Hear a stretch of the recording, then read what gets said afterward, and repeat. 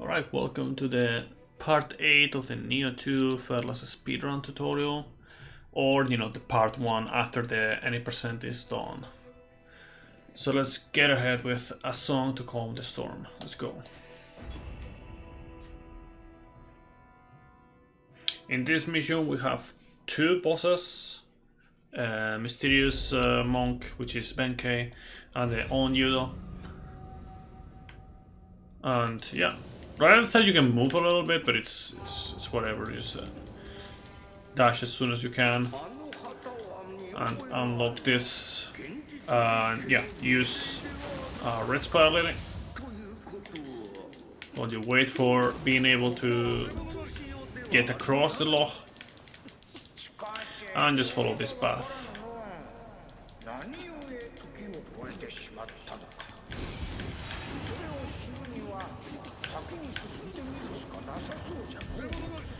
Alright. Get this shortcut, or not shortcut, this loch, and make sure to go back in order to make these two enemies follow you back, instead of like just waiting around there and then you would not be able to cross because they will be attacking. Alright. And then you just go back to the loch and it should be enough.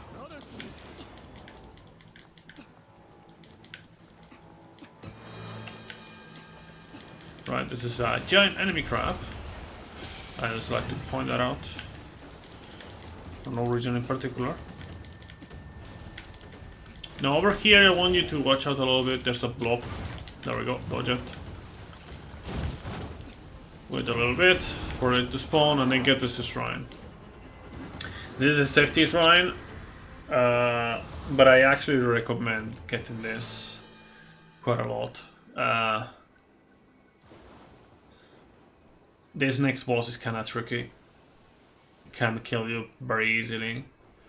It's not like very hard, but yeah, it can kill you pretty easily. Anyways, get rid of that pop-up and continue.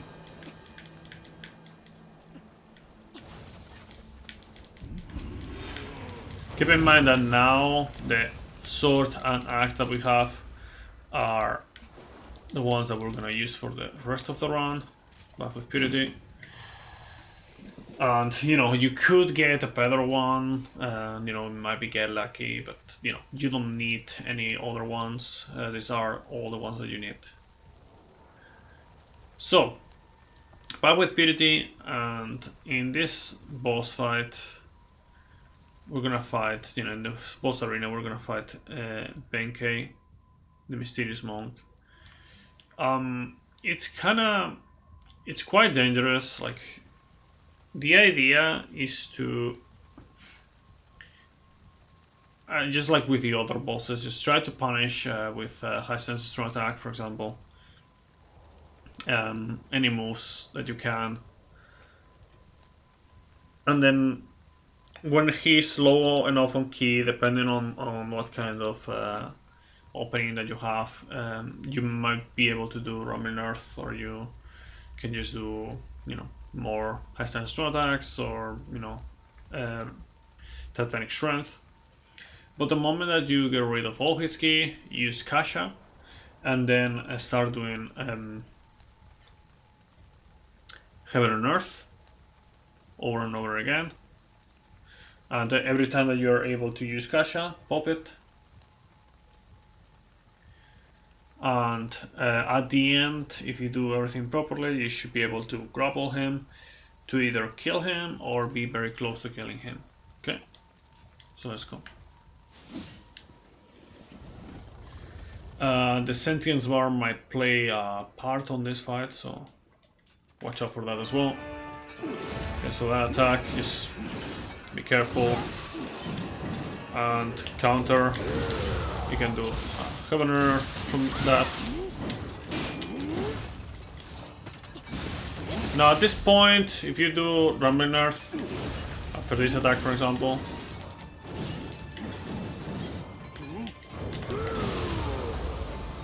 you're gonna be able to remove all his ki and then just use Kasha. Now, just keep doing this, you know, then do a full heaven and earth, quick one. There we go. 1, 2, dodge. Oh, never mind. It's okay, we can continue.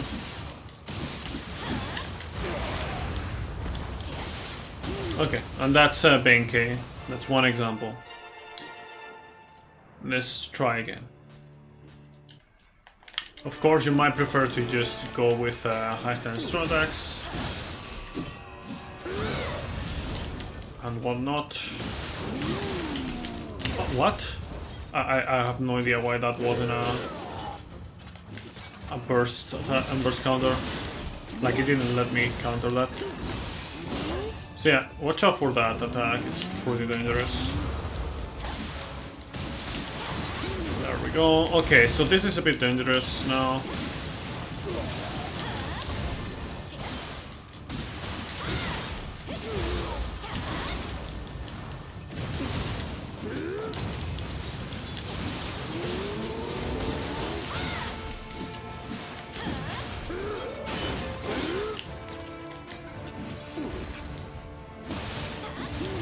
One more time. Of course, this is not the only way to do this. There's other ways.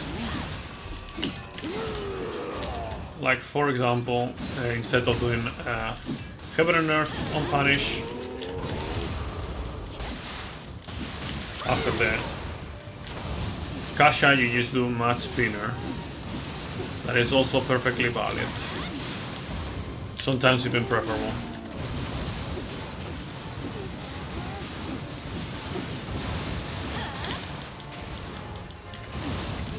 And you can finish this with this. Okay, so why would you use Heaven and Earth instead of Mad Spinner? You would do that whenever you're on the middle of the arena and you're not in the walls. If you've noticed, I used the Mad Spinner when it was on the wall, so you know I wasn't like sliding off to the side or to the other side. So yeah, I'll do it one more time, so you can take that into account, and also I don't have to worry about the about the anima meter, or you know, the sentience bar meter. Sorry. All right. Good punish. Okay, so I didn't do that properly. It's fine.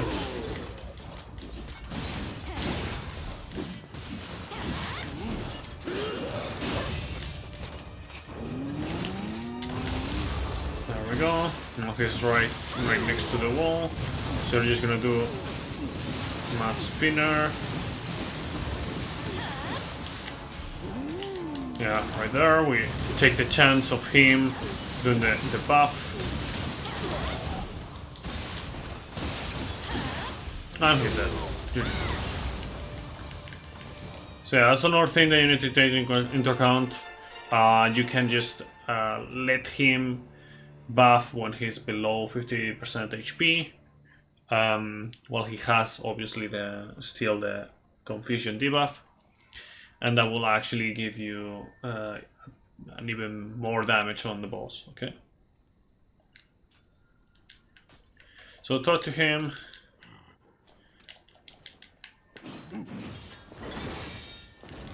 Okay, skip that and use large Spirit Stone. Now this is the safety shrine right here. I'm gonna take it, but not now. I'm gonna take it after getting the shortcut. And this is a Travel Amulet. I want you to get that one. It's gonna be important for the last mission of the DLCs. Or the run, rather. You know, just keep dashing around.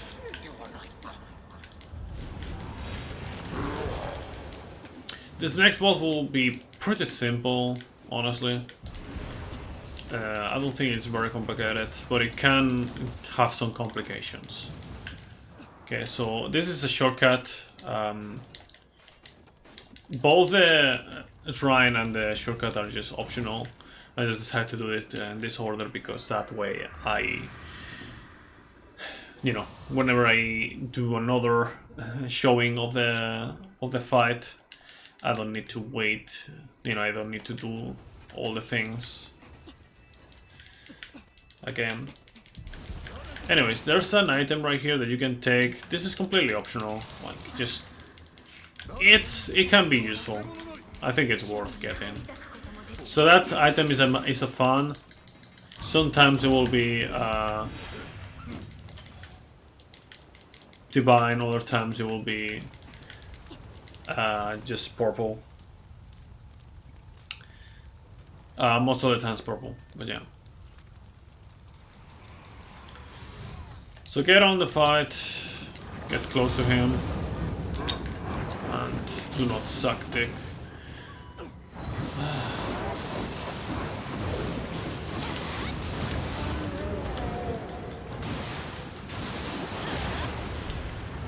But yeah, the idea is that he's very weak to everything that you're gonna do. So use Mad Spinner and be careful for the attacks. You know, first counter the ones that you need. Now use Kasha, lock on, pop Yokai Shift. Don't get hit by that. Full charge attack. Few times. No. Counter. Yatsu no Kami. Then Kasha. There we go. Another Kasha.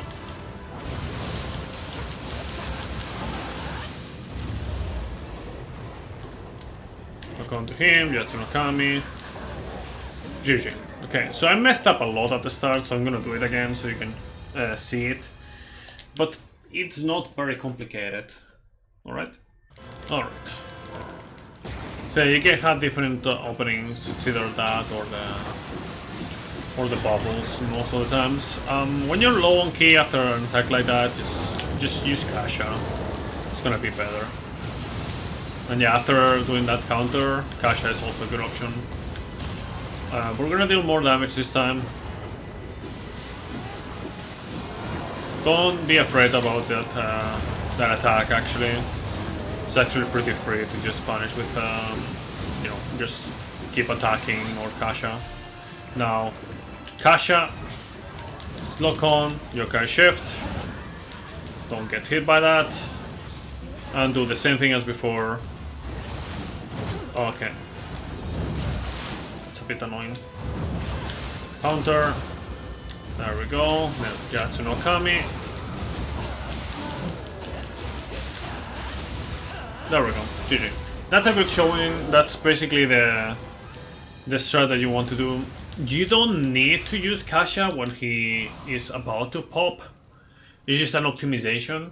If you can actually do it, then that's better. But if you don't, it's okay. You should still be able to pull off the rest of the strat. It's just going to be a bit more clutch because of the HP, okay? So we don't need anything else. You can just pick up everything or not. And go forward. There we go. Now get Fun, if you want. Remember that you can still do black screen menus if you get used to them. Then that's very useful.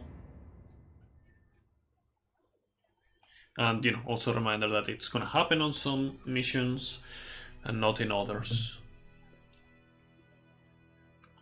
To give you like an example off the top of my head, on the Gyuki mission, you know, the one with Sakama and Magoichi as well, at the end of that mission the black screen will not let you menu, so just remember that.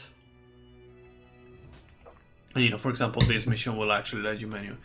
I do not know if that's also a thing in PS5. It might not be a thing in PS5 because of the loads being too fast. You'll have to tell me, because I still don't have it, sadly. Head east. This is a particularity with this region. It's split in two parts, because it's not really a region, it's just the DLC. Because you know, right now, if you see, we're yeah, forget about all of this. We are in this area right here. And now if we head east and skip the cutscene, we are in this area over here. So they are separate, like they're actually split in distance. I don't particularly agree with the decision, but I guess they wanted to include the two events with the character of Minamoto no Yoshitsune, and you know, they didn't see any other way. Anyways, Eternal Rivals, let's go. Personally, if you ask my opinion, I would have just made at the end of the previous mission to like port you like with what happened from what is it called? I mean, this is besides the speedrun, but yeah, from what happened from Daidarabochi to Shoot and Doji, you know, like you don't need to switch regions manually, you just get auto switched. So they could have done something like that, but with a portal or something. Anyways, there's gonna be a lot of running around. Thankfully, we are not gonna need to get any kind of like resources, like to use any kind of resources, sorry, because both the Amrita meter and the Anima meter are gonna be full after this section because of the stones that we break in the way. By the way, you can actually randomly get hit by an attack on when climbing the ladder, so it's just bad luck if you get hit. I'm not too sure if you die or not when you're on full HP, but it does score a lot of damage. I don't remember, because it's been a long time since I last got hit. But yeah, there's a safety run if you feel insecure about this part, and there's some more clutch parts, so you know, just take that into account. I'm just gonna ignore that. There's an item here, but I don't think it's worth, neither this one.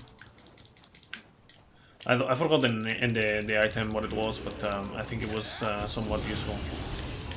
That was Minamoto no Yoshitsune, by the way. Just ignore it. Just, you know, do his own business. This is another safety shrine that you can pick up if you want. It's just not gonna be any kind of useful for us at this point for the tutorial purposes.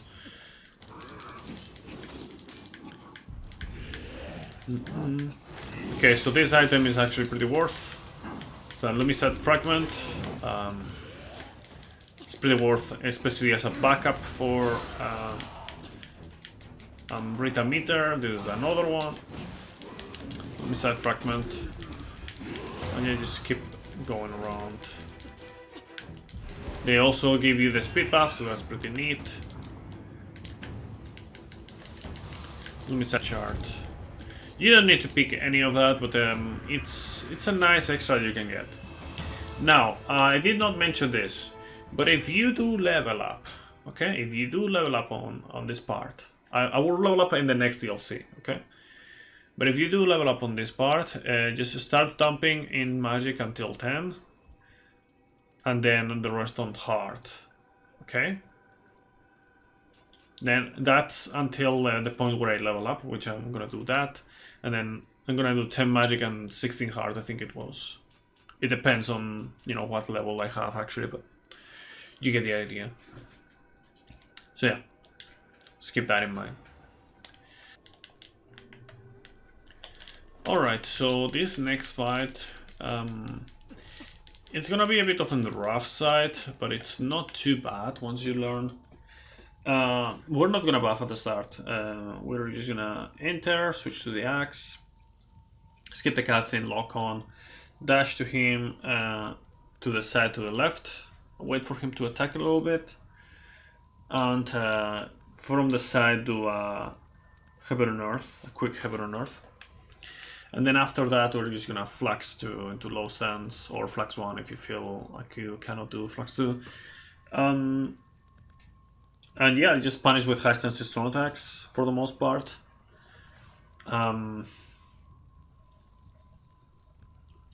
When he gets to a point where he's on red key or very low key, you can do Jatsu no Kami and start comboing all that stuff, but it won't take too long for him to transition. The moment that he transitions, switch to Brute, okay? And if he gives you time and your sentience bar is not too full, you can buff as well, okay? Otherwise, just leave it as is. Now, after that, what is the most likely scenario is that he's gonna start attacking from the sides of the bridge, and he's weak to high stance strong attacks on the axe and also brute counters from the brute. So that's one of the reasons why I said switch to brute. The other reason is that the moment that you punish him enough to bring him down, I want you to debuff him with either Purity or Corruption, whatever you have, okay, as quickly as possible. And then Yokai Shift Grapple. After that, I want you to be very careful about looking at what he does, and the moment that he does summons like the air blades or whatever on Wake Up. Before they start hitting you, you can do a brute counter, okay? And then from there, punish him as best as you can with the brute attacks. You know, use Riven Tsukuna if necessary. Use Yatsu no Kami as well. Brute parry when you can. Brute counter when you are in need of that. All that stuff, and it should be good, okay? If you can do that, then that's perfect, but you're not always going to be able to do that. All the times you're going to have to deal with bad RNG. And in which case, I just want you to continue what you did before until you can actually do the Yokai Shift Grapple, okay? Now, if you do the Yokai Shift Grapple with Fatal for, you know, different circumstances, you can just do it and right after that just switch to Brute, or you can just use the Feral. Depends on what you feel like it's better. They can both work. Brute is going to be faster, but it's going to be a bit more risky, I would say, on that situation. So you would say. Anyways, let's go.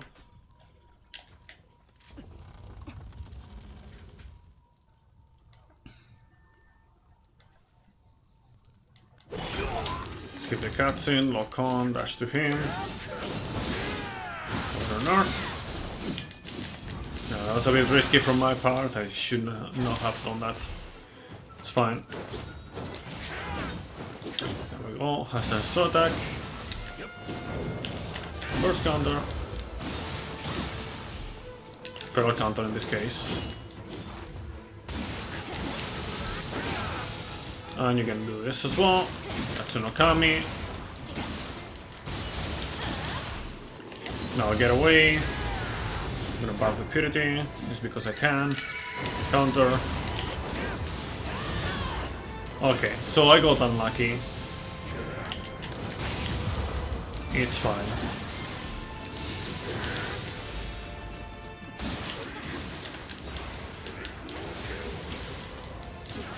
Okay, I managed to do that. Brute counter. Wait. There we go.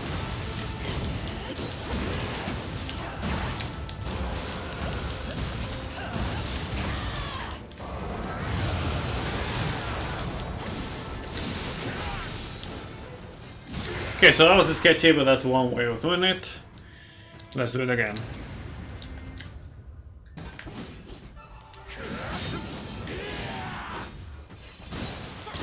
That's another start that you can do if you feel like the other one is too risky.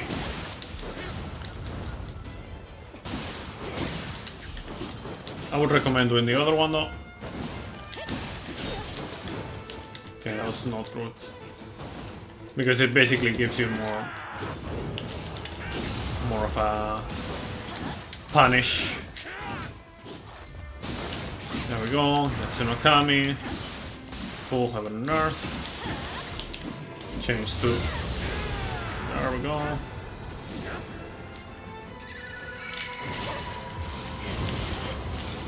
Alright. I wasn't able to do the thing, it's fine.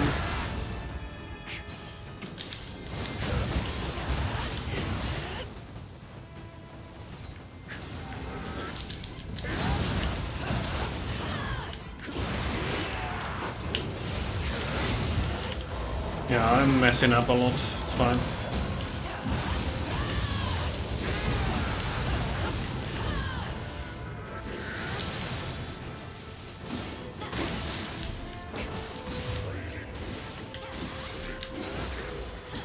That's another way of doing it. Sketchiness all over the place, but you know, adapt. Alright.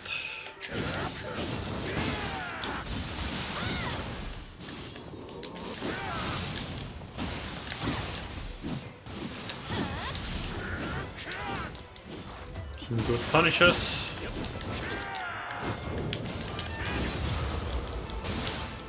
That's an Okami. Full heaven and earth.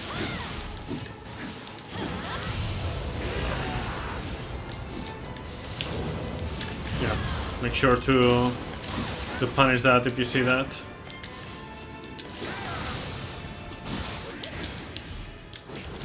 Perfect. Yokai shift. Watch for the wake up attack.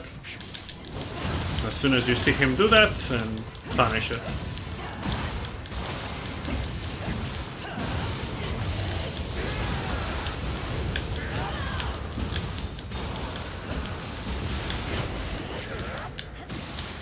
Okay, I think that's enough of showing.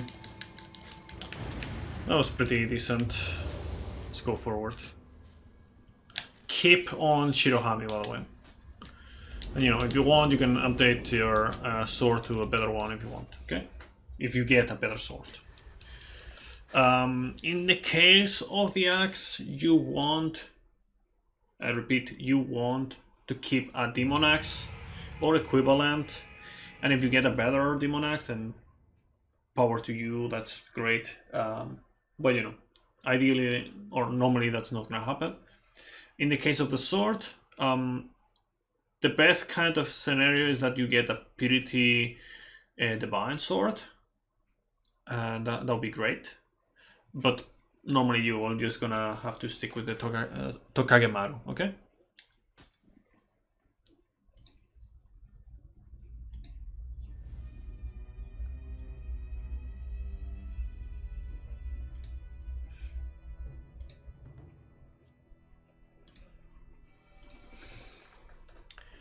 Alright, so that's the end of this part with the first DLC.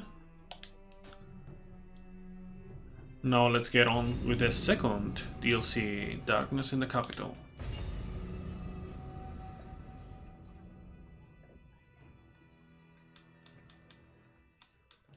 And skip the cutscene, of course.